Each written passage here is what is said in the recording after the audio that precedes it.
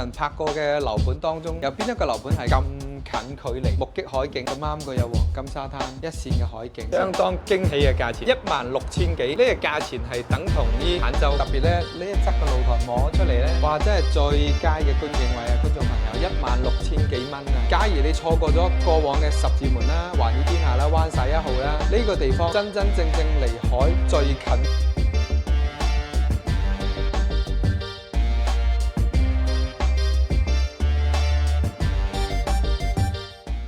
大家好，歡迎收睇《沿途之飛灣區》，我係主持人 Jessica， 我係 Jason。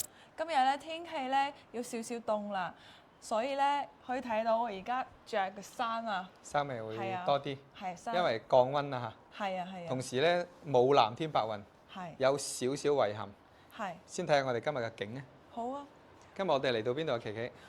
今日我哋嚟到天成，就是在唐家這邊的。睇下呢個景，攝影師俾個鏡頭先。你同我拍片咁耐，你有冇見過咁樣嘅景呢？係咪第一次啊？係啊，第一次。可以睇到我哋而家咧係7米嘅一個露台啊！哇，真係好大啊，好寬闊啊！冇錯，好闊落。係啊，而且咧可以睇到我們那一邊右手邊啊，就是一個月貝啊，旁邊還有我們的野梨島。然後再往前一點呢，就是我們的一個珠海漁女。再往前面走一點的話，還有我們的那個城市陽台。作為珠海人呢，無論係日月貝啦、野梨島啦、前方嘅海濱公園啦、珠海兒女啦，呢度呢係我哋情侶路嘅延長線。咁而家呢，我哋呢一個位置呢係位處於美麗灣隔離嘅。咁啊，過翻去少少呢係海天公園。往呢條情侶路一路往東線去行呢，就過翻去唐家。係呢個位置亦都未到唐家。哦，未到。咁啊，成條情侶路啦，我可以見到咧，樓下係沙灘啊。係啊。咁啊，並且咧有棧道咧連接翻出去嘅。我哋今日主要嘅重點咧係介紹呢一套253平方嘅海景大平層，相當驚喜嘅價錢。係。16000幾。呢個價錢係等同於坦洲嘅某啲住宅。16000幾咧。當然啦，16000幾咧係2樓到7樓嘅部分嘅海景單位，但係咧就我哋按翻而家佢嘅視野咧，2至7樓咧其實亦都可以望到一線嘅海景單位。我哋目前咧係身處於幾多樓啊？期間你？35樓。我哋而家係身處於35樓嘅，所以嘅個視野咧會更加震撼。正前方咧亦都可以睇得到港珠澳大橋，過翻去係九咗港碼頭。咁呢一帶咧，亦都會有好多直升機會經過嘅。嗱，呢個小島正前方呢兩個咧係悅榕莊酒店咁啊，亦都係我哋珠海好靚嘅一個打卡度假酒店啦。近期咧，佢新開嘅隔離嘅第2期咧，目前嘅酒店房間咧係去到3000幾到4000幾一晚嘅。喺珠海嚟講咧，算係一個比較高端環境嘅度假式酒店啦。咁啊，嗰度亦都有下午茶嘅。如果時間允許嘅，我下次同阿琪琪去嗰度飲下午茶，俾大家睇睇入邊嘅環境咧。我哋見到樓下咧車水馬龍係啊。如果咧太陽好啲、藍天白雲嘅情況下，呢度望出去咧就會更加舒服啦。好啦，我哋而家咧介紹翻戶型啊，琪琪。好啊。呢個係身處佢嘅大客廳位置，睇下先。客廳咧就比較方方正正咧，大概客廳佔有嘅面積咧可能都去到40幾到50個平方㗎啦。我哋行遠少少，睇下呢一個位置一路係四方方嘅一個大客廳。咁其實咧令到我覺得好震撼嘅就係喺屋企呢一個位置，完全直線望晒海景。等我回憶下Jason 拍過嘅樓盤當中，有邊一個樓盤係咁近距離目擊海景嘅先？嚟坐啦，琪琪喺你屋企坐下啦。好啊。咁我哋由呢度望出去，你睇電視嗰下咧，你就可以望晒成個海景啦。係啊，就眼睛看視頻或者是看手機電視啊，看久了之後啊，肯定是會有疲憊感的。那麼剛好就馬上就可以望到一線的海景了，真的馬上瞬間人就放鬆了下來。精神。並且佢嘅層高咧，好似我感覺唔止3米啊，感覺係唔止3米嘅。咁我哋再去睇翻入邊嘅其他嘅區域咧，呢度係咁啊。首先呢個位置佈置屏風啦，入翻去咧係大呢間係細少少嘅客房。佢嘅佈局它是通的誒。哦，佢連通。咁呢間係做一間好細嘅休息房間啦，大飄窗台啦，都可以望海景。啊，咁其實呢間房係，但係都佔有到8個平方㗎啦。咁啊，再入去睇埋入邊嗰間大房咧，佢可能當時嘅佈局咧就隨便你設置咧。哦，大套房嚟嘅。真係大套房。哇！你睇下呢間，嗱，俾個鏡頭啊。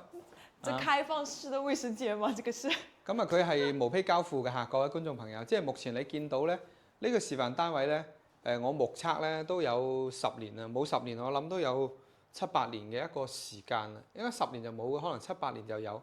啊，咁啊，我喺房地產咁多年咧，咁其實呢個樓盤咧一直都冇留意到佢嘅，啊，咁係一個住宅單位嚟嘅，所以無坯交付咧就隨便你佈置啦。你睇下呢一個位置咧，佢依然有好開闊嘅空間咧，俾你佈置你嘅大洗手間啦。係啊。啊。它就是一個開放式的大洗手間、衛生間。因為你呢個位置仲有大玻璃窗，咁咪再加埋飄窗台。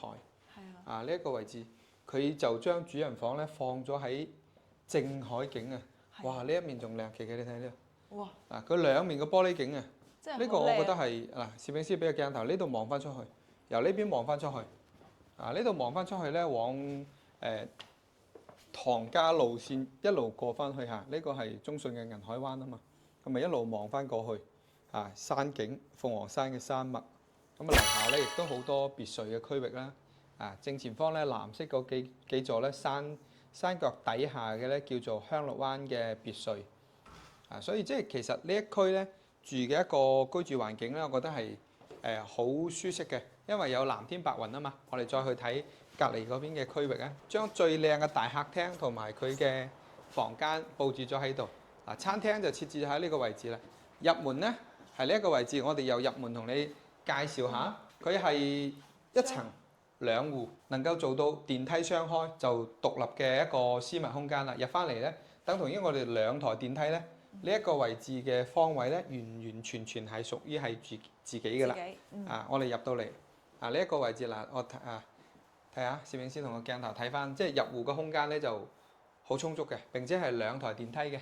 好，我哋再睇其他地方。一入翻嚟咧，咁以後你嘅佈局咧，呢一個位置係餐廳啊。呢個位置我建議就一定係做個屏風嘅，咁你冇可能一入戶咧就係一個食嘢嘅地方。係啦，做個屏風啦。啊，呢個位置其實做咗仲有好闊嘅空間嘅。係。做個屏風，一入嚟係一個玄關。呢兩嗱佢兩隻做咗2個櫃喺度。係。啊，做咗2個舊式少少嘅櫃。佢以前啲設計咧都有少少嘅復古啊，以前嘅設計。係，當然啦，即係年代唔同咗啦嘛，係咪啊？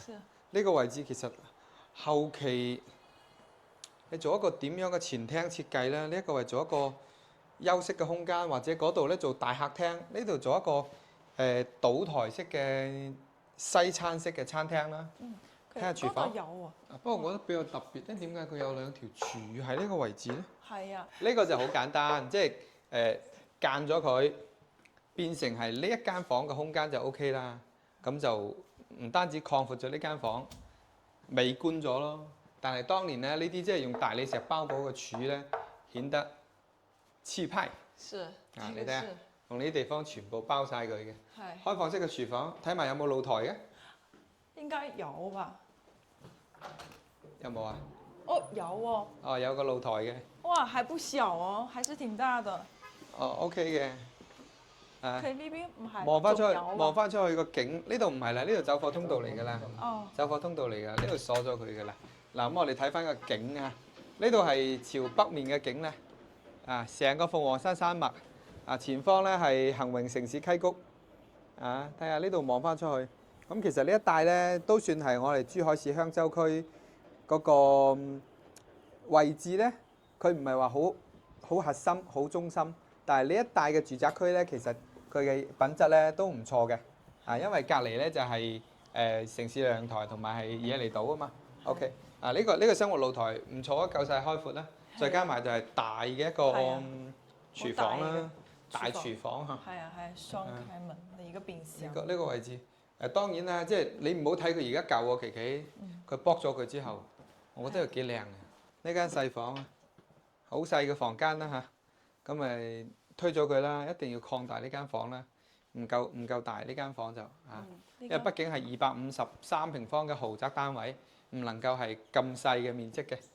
嚟，再過去你睇埋呢一間啦。呢一間房係好大啲，可以睇到佢呢個窗啦，都可以睇到出邊嘅少少別墅區啦，同埋佢呢一個地方剛好做了一個到頂嘅衣櫃，它這個空間就剛好利用起來了。呢間房有成13個平方嘅， 13即係佢夠方方正正嘅。係啊，方方正正。交付俾你之後，隨便你佈置啦嚇，畢竟佢係無坯交付。哦，呢度係客廁，客廁都好大嘅呢度。嗰個通點解佢咁奇怪嘅入邊嘅？呢呢個係雜物房嚟嘅，呢個真係放雜物嘅啫嚇。呢個係放雜物嘅。咁你屋企咁大，肯定要有啲地方放雜物啦。但係唔緊要啊，你交俾我哋同你設計就得啦，係咪？因為我哋自己係啦，交俾琪琪同你設計得啦。即係你按照現階段，即係呢一個年代嘅款式去設計啦，係咪啊？畢竟佢無坯，講真咧，佢格局咧，即係我哋都睇到咧，方方正正嗱。咁咧佢就其實佢係一個 U 字形，你有冇留意啊？對面係主人房，呢度係一個中空嘅位置。呢一個房間嘅套房洗手間正望翻對面嘅房間嘅洗手間，等同於咧兩間房咧都可以望到海景。呢一側可以望海景，同樣都係270度兩面嘅玻璃景喎。有冇留意到啊？留意到啊！而且咧，我都想到一個很有趣的一個，即係將佢搭過去啊？唔係，你去那邊，我在這邊，我們兩個都可以打招呼，都能聽到對方了。哦，次次嘅想法還是挺有趣的，就好似個斜滑梯落嚟咁樣。我以為你話自己搭條橋翻過去就等同於客房走翻去主人房，也可以啊，係咪啊？或者即係就兩兄妹一人住一間房啦，即係阿哥哥同阿妹妹沖涼嗰時期就大家落咗個窗簾，哥哥我沖涼啦咁樣。係啊。當然入住咗之後咧，即係呢啲玻璃咧就一定係落晒佢㗎啦，隱私性咧都係較高嘅。咁我哋睇翻，即係無論佢呢一個戶型咧，佢嘅開間咧係好充足嘅。首先就1、2、3、4間房，目前嘅就做咗3個大房，一間細房，咁啊3個洗手間嚟嘅，250幾平方。以得房率嚟計咧，我覺得就OK 啦，即係舊式嘅產品嚟講，佢算係 OK 啦。只不過而家目前嘅裝修咧，佢係過咗呢個年代啫。咁但係當然咧，即係重新設計咧，我覺得係有另外一種嘅視覺效果。當然啦，呢度係35樓嚇。我哋而家咧就落去睇下另外一個戶型啦。咁我哋嚟咗30樓嘅示範單位啦，同樣都係253平嘅。可以睇到佢嘅露台咧，同埋35樓嘅示範單位係唔一樣嘅，但係咧都係7米嘅。多咗呢一截。係多咗呢一截。但係感覺唔同咗喎，琪琪。係啊。呢個視野好似咁精神嘅。係啊，因為佢凸出來了，然後剛好就完全是沒有遮擋的，所以還是能看到我們的日月貝。你別說30樓的景觀，還是很好看的。其實就算低少少嘅樓層都靚啊。是啊。我哋啱先拍嘅係呢一戶啊嘛。係。而家拍嘅我哋係調翻轉嘅呢一戶。係。呢度俾我感受真係好舒服。係。咁我假設下喺低少少嘅樓層先。大概我可以預計到啦，即係低少少嘅樓層其實個視野都靚嘅，特別咧呢一側嘅露台望咗出嚟咧，哇！真係最佳嘅觀景位啊！觀眾朋友，16000幾蚊啊！就算2樓同7樓都靚啊，平過坦洲同埋斗門啊！有太陽嗰日藍天白雲嘅時期，咁啊不過咧就珠海嘅水咧就稍微會黃一點點，係啦，混濁少少嘅。如果真係有好其他地方啊，海南嘅真係海天一色咧，當然啦有時期咧都好靚嘅，咁啊都好精神嘅，加埋個沙灘位啊，呢個位真係靚嘅。真係靚。今天的太陽沒有那麼好嘛，所以說站在這裡看到的景觀可能就沒有陽光的時候那麼好。係啊，但係你諗下都好氣派呢個大客廳，攞嚟接待或者真係自己翻嚟嘆世界，總價400幾萬嘅海景大平層。假如你錯過咗過往嘅十字門啦、環宇天下啦、灣仔1號啦，係咪啊？呢個地方真正離海最近嘅一個單位啊！當然啦，即係佢只有2棟，稍微係細少少嘅。小區嘅體驗感就稍微會比大樓盤差啲，但係咧，即係你追求室內嘅一個空間或者景色嘅話咧，可以約阿琪琪過嚟睇睇。係。嗱，過翻去咧就係、哇呢個大餐廳，呢個就係氣派啦。氣派啦。其實即係呢一間攞嚟做接待咧都唔錯嘅。有一個咁嘅大嘅飯廳位啦，超大嘅飄窗台，呢個景就算係喺呢度食飯都好好睇啊！睇出邊。咁一定好睇㗎啦！呢個景因為喺珠海呢啲景係好靚嘅景色嚟㗎啦。係咪啊？樓下咁啱佢有黃金沙灘一線嘅海景。嗱，佢同過往前少少唔同喎。琪琪你睇下前少少冇沙灘喎，但係呢度屋企樓下正係一條沙灘喎。哇！真係咪係喎。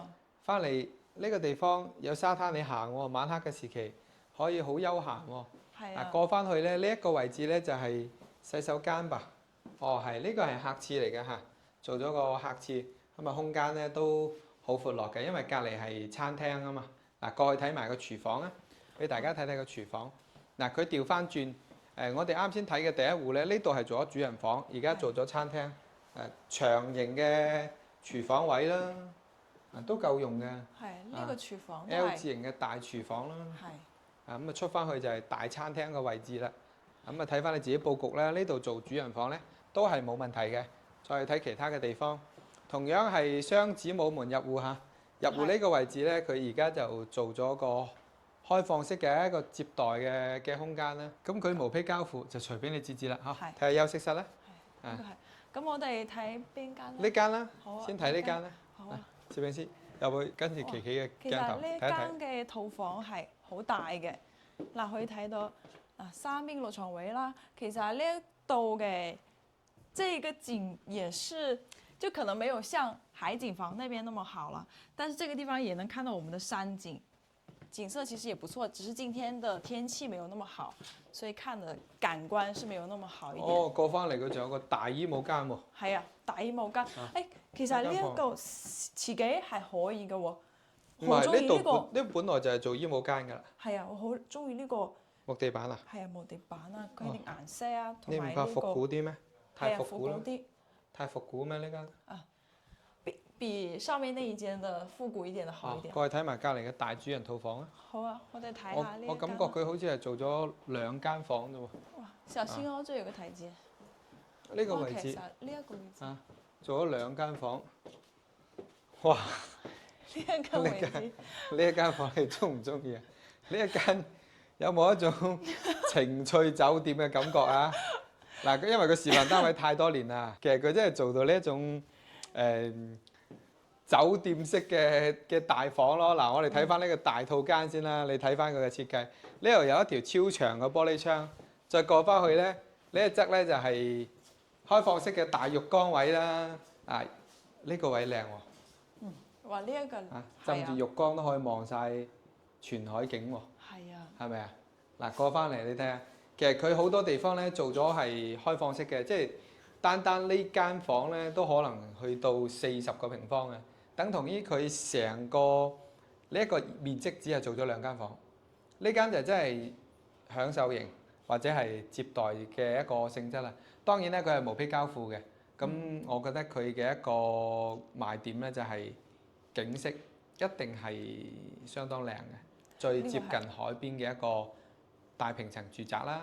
第二個咧就係佢嘅單價啦，2至7樓嚇，2至7樓咧只有咁平啫，特價房咧16000幾起，咁有可能會拉平咧17000幾到18900等等，咁單總價計落嚟咧，可能大概係400幾到500萬之間，無坯交付嘅。咁第三個咧就周邊嘅一個生活配套啦、市政配套啦、日月貝啦、野梨島啦。情侶路啦、珠海漁女啦，等等都喺度。海天公園都喺10分鐘以內嘅一個車程配套。綜合嚟講，我覺得就呢幾個賣點咧幾好嘅，亦都簡單同大家講下佢嘅缺點啦。缺點咧就只有2棟樓，我哋通過航拍展示可以睇到2棟嘅住宅物業。小區咧並唔大，佔地面積9000幾平方啫，等同於咧就冇園林㗎啦。等同於就係冇園林㗎啦。咁稍微會細少少，所以即係有佢嘅優缺點。琪琪，你覺得今日呢個盤點樣？其實我還是喜歡這種小戶型的，這個253這麼大面積的可能不太適合我。哦。但係如果有一日當你再提升上去，你會唔會中意呢種咁嘅大平層啊？對，那我肯定會，因為它在這個地方呢是可以看到一線的海景，而且是無遮擋，樓下又是沙灘啊，旁邊又是我們的景點啊，日月貝啊，珠海漁女啊，哇，什麼景點都有，就是步行就可以過去了，這個真的是很好的，而且這個價位在這個地方啊，這個片區也算是不錯的。係啦，即係喺市區咧就冇呢個價位嘅，咁假如你有興趣嘅朋友咧，可以聯繫下琪琪，咁 Jason 咧就同琪琪一齊咧帶你過嚟實地考察下。我哋今集咧就到呢度啦，OK，下期再見，拜拜。